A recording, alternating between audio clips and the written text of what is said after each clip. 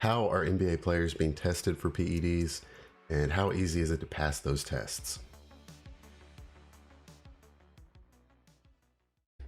All right, so this is sort of in response to the LeBron James natty or not video I made. I realized looking at the comments on TikTok that a lot of people really had no idea how the NBA tested players, how easy it is to pass those tests, what do they look for, what's the difference between anabolics and HGH and things like that. So I want to show you guys some stuff you maybe didn't realize was out there, and we're going to dive into it and talk about how easy it is and some of the loopholes for these guys.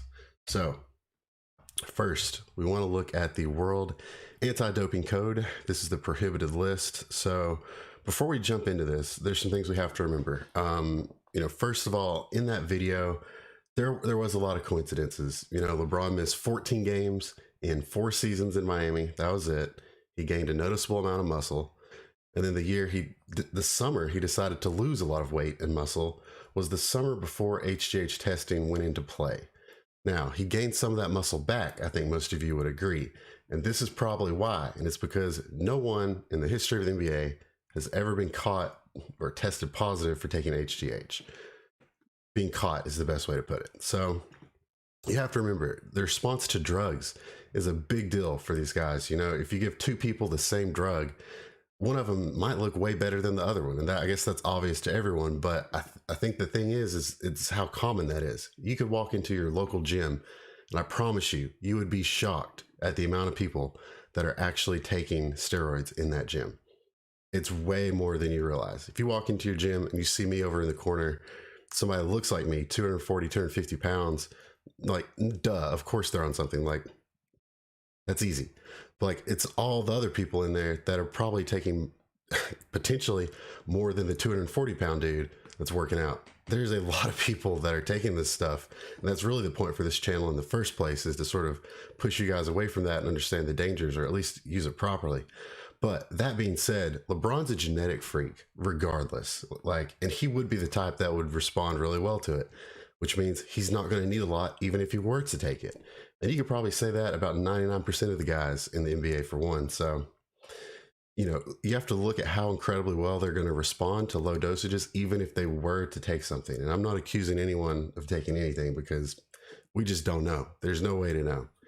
So we're going to look at this WADA list. Now you can find this on their website, and they should have an updated one for 2023. I wasn't able to find it, but it should be relatively the same.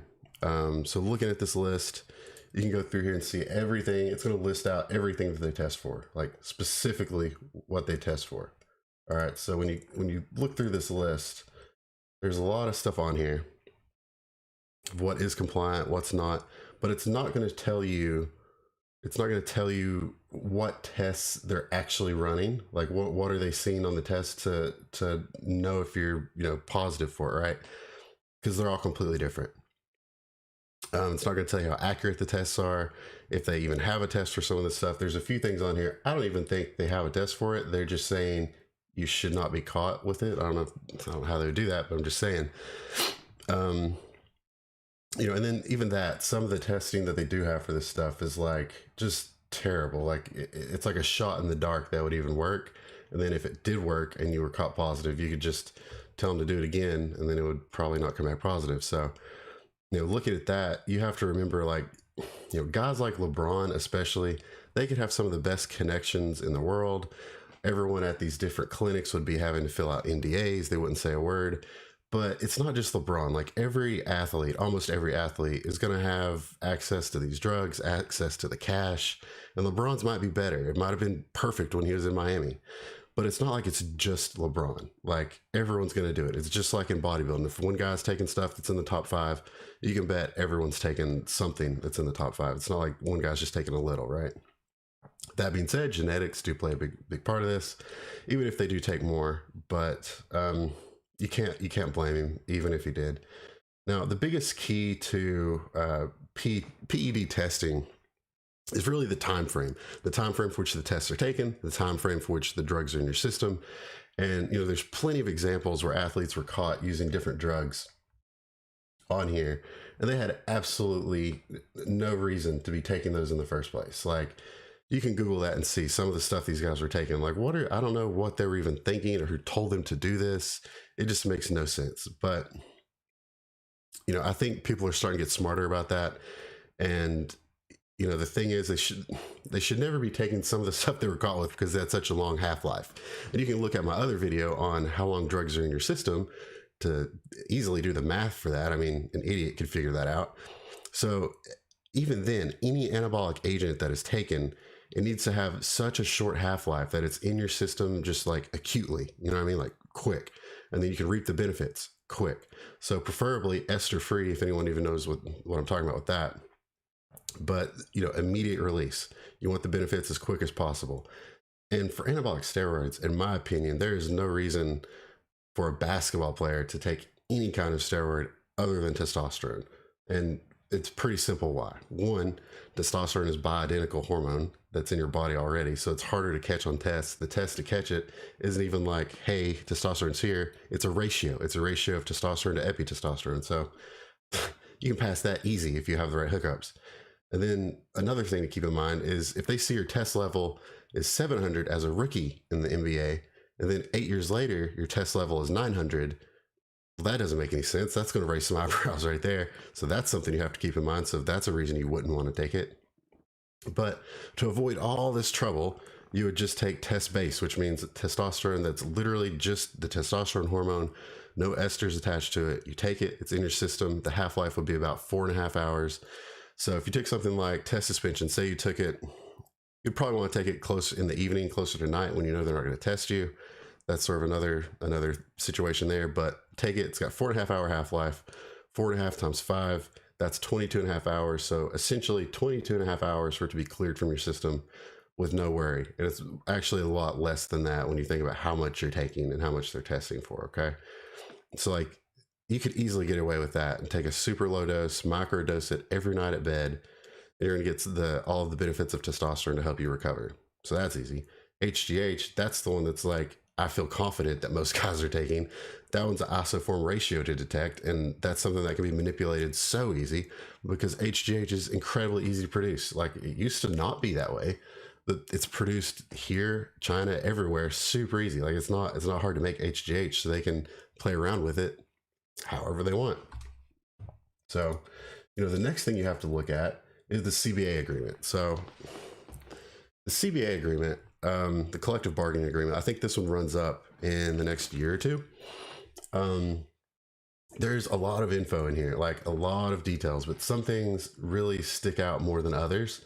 And I know there's other people have done videos on these, but it's worth repeating to look at this stuff. So let me show you a couple things in here. So it's in the if you can find this, just Google it, you'll find it. It's in the anti-drug program part. It's in Article 33. So this is just going over some definitions of the things that they're about to outline. Here's the administration. But we're looking at, we want to find where they're talking about testing times. All right, so testing.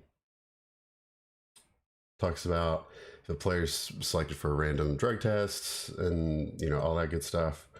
Then it goes down to positive testing. So you can read some of this. The test for a prohibited substance or diuretic. Then you got the part if a test is for they call it a SPED, I guess you'd say, SPED. It's confirmed by a laboratory. Basically, they have to do it. But there is, so to have the drug testing collectors immediately notify the NBA when a player refuses to submit a test or cooperate fully with the testing process. To provide such information to the Players Association, So basically, if they refuse to do it, they're going to take that as a positive test. But they can ask the drug tester to wait 90 minutes at the collection site and then do it after. And like, as far as peptides and HGH is concerned, that's more than enough time to get their ducks in a row and they'll be fine. Like, that's clearly why no one's ever failed an HGH test. If someone's telling them how to do it, they've read this and they've told them when they ask you, just tell them to wait 90 minutes. Like, you'll be, and that's like literally if they walked in right after you did an injection. So like, they're not going to catch anyone. And then if they submit to the test after the 90 minutes, they basically just erase their refusal from before. So there's a lot of information in there on that. But you'll see it also states that as far as, you know, the performance enhancing drugs in general, they can be tested up to 4 times in season, and then once you hit 4, you can't be tested again. So basically, if you're tested 3 times, they know they can save the 4th one and hang it over your head in the case of emergency. But even then, it's not like, you know, it's guaranteed to be tested as random, right? But if you're LeBron, they can tell you, and it tells you when in season begins. They could just test LeBron the first part of training camp, just get all of his tests out of the way, all 4 tests.